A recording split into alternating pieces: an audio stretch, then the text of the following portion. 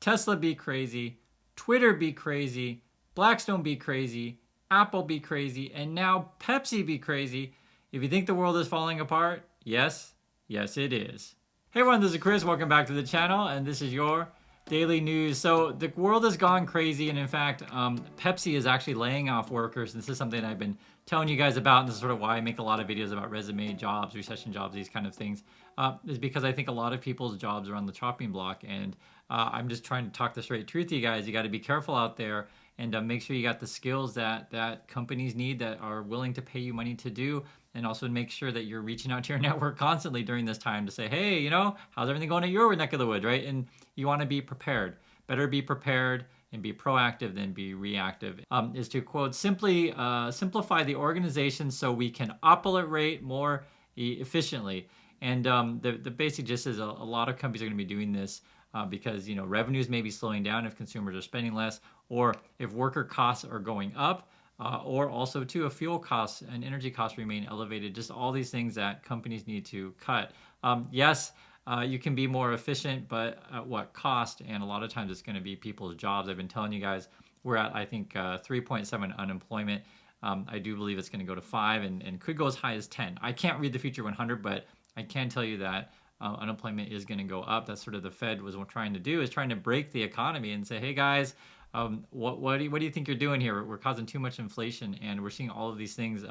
You look at this, you know, you see more meltdown articles about Blackstone as the word gets out about that, and we'll keep tracking this sort of any big developments. But as of now, you guys know they're essentially telling people that your money is illiquid.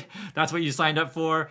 You knew the contract going in. If you're like, no, say it's not true, and it's like, nope, that's true. That's what you signed. And I get it, guys. I really get it.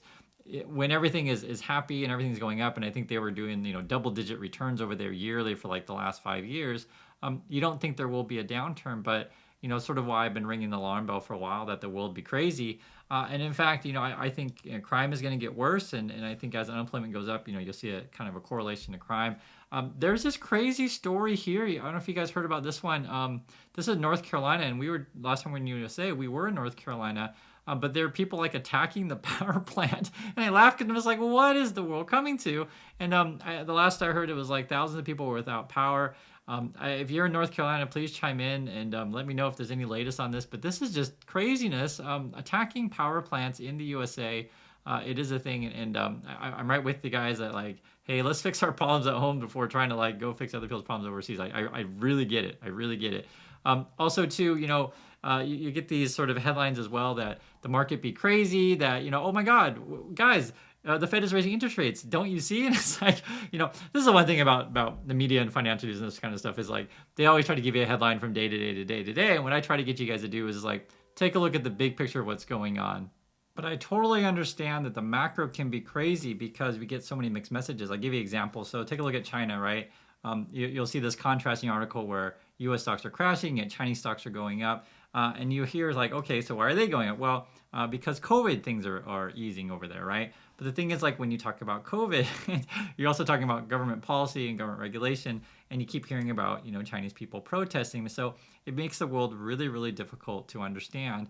And then when you think you do have things understood, I'll give you a simple example. It seems like Sam Bankman-Fried over at FTX is clearly a criminal, a scammer, whatever you want to say. And he's like on this crazy apology tour. And if you read the headline here, it says, Sam Bankman-Fried could face years in prison over FTX $32 billion meltdown. Think how much money that is, $32 billion, if the U.S. ever gets around to arresting him. And it's like, what a crazy thing. It's like you can like commit crime in open public, and like, why isn't he being arrested? Now, someone asked me my opinion of that, and here's my opinion basically is they need him out of prison in order to recover everybody's money. And once they recover as much as they think they can, then they'll throw him in prison or something like that. So I think that's sort of what's going on. The other case you can make as well is that he's in the Bahamas, and the Bahamian government and the U.S. government are trying to work out sort of the deal. But, you know, like I said, my guess and situation at the moment is not necessarily make Sam Bankman-Fried pay, because he can't pay back the $32 billion that we're talking about here.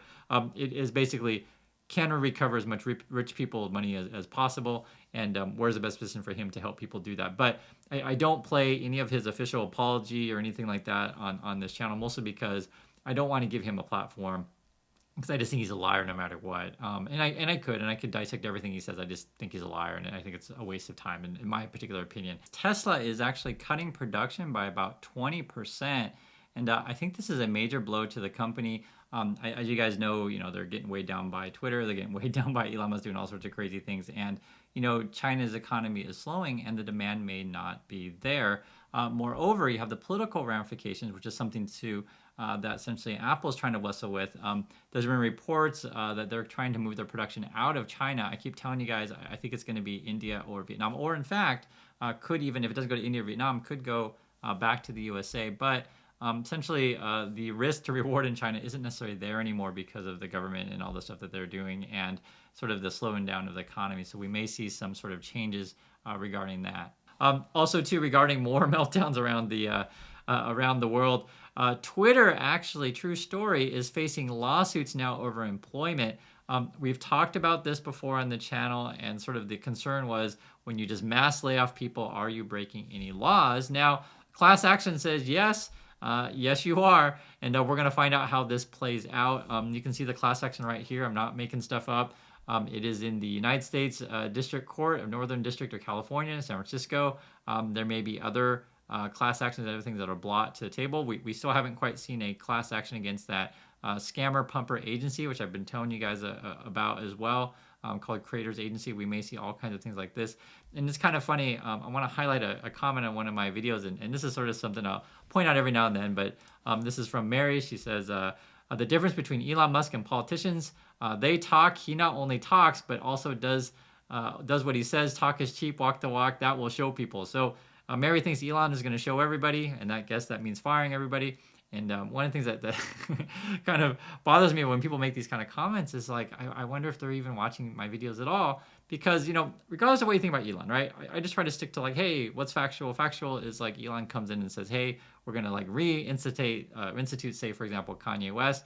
And then Kanye goes and like tweets a bunch of swastikas and stuff like that. I'm not making it up. They're like, Elon's like, all right, you know what? Let's not do that. Let's quit that. Or Elon Musk comes in and says, hey, guys, we're going to fire everybody. And then a couple of days later, it's like, you know what? We fired too many people. We need somebody to come back. Like this kind of stuff. So, it just makes you feel like that people just believe what they want to believe. And I don't want to live in that world.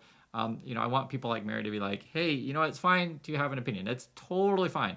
But just like making things up and like supporting someone no matter what they do, and like not even like acknowledging like certain factual things, get you in hot water. And it's sort of why I kind of think about my philosophy in life. And hopefully I think a successful philosophy is to think of everything like a court of law, right? Everyone can have an opinion and stuff, etc. But in a court of law, you base it on facts, and the judge ultimately makes a, hopefully a fair decision and rule of law, this kind of thing, and live in a world of reality. And I think that's not a crazy thing to say. And, unfortunately, though, we're in a market where like everything just seems to be going nuts. And also, too, we're in a 24-hour 24/7 news cycle. And something that I could do, and maybe I'll have to do it with this video by the time I upload it, is you feel like you have to put a thumbnail on your videos that say, hey guys, the market is crashing, everything is blowing up, everything is burning, click click click click click, and you got to do that constantly. So it's funny, and I try my best to help you understand what is going on. Yes, things be crazy, but in my opinion, you can still be successful in this world. And that's why I keep talking about jobs and job skills and stuff like that, because I think that is your ultimate golden parachute right now.